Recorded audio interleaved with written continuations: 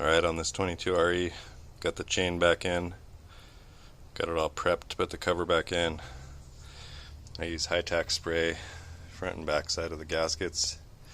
Got them lined up on the guide pins, 1, 2, and got the chain on, got the tensioner in, got the plastic guide in, and I got the metal guide in.